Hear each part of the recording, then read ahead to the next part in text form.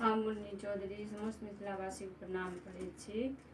आइ हम एगो बेटा विवाह गीत ला के आयल छी, ओ गाबि के सुनाबै छी। जो नीक लागत तो लाइक शेयर कमेंट और संगे सब्सक्राइब सेहो कऽ देबै।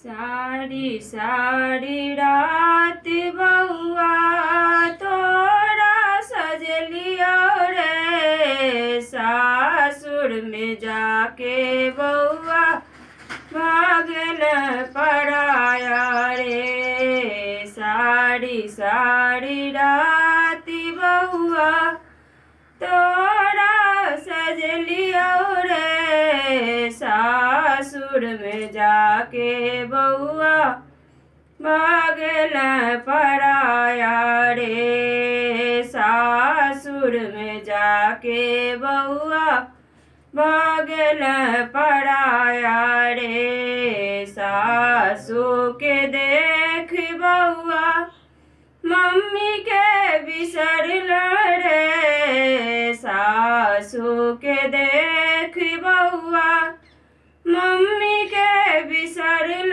रे। सासुर में जाके बउआ भागल पराया रे। सासुर में जाके बउआ भागल पराया रे। सारी सारी रात बउआ तोरा सजलियो रे, सासुर में जाके बउआ भागल पराया रे। सरहज के देख बउआ भौजी के बिसरल रे, सरहज के देख बउआ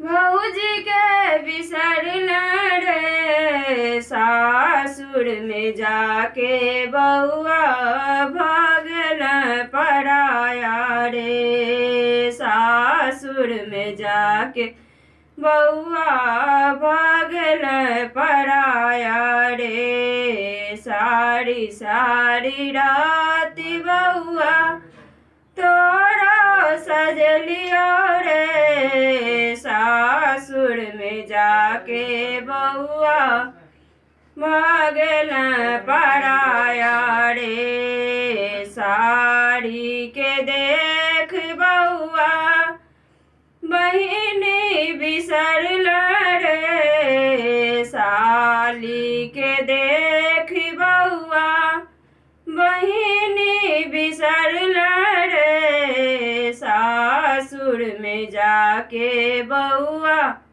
भागल पराया रे। सासुर में जाके बउआ भागल पराया रे। सारी सारी रात बउआ तोरा सजलियो रे, सासुर में जाके बउआ भागल पराया रे। साला के देख भई बउआ भैया के बिसरल रे, साला के देख बउआ भैया के बिसरल रे। सासुर में जाके बउआ भागल पराया रे। सासुर में जाके बउआ भागल पराया रे। धन्यवाद।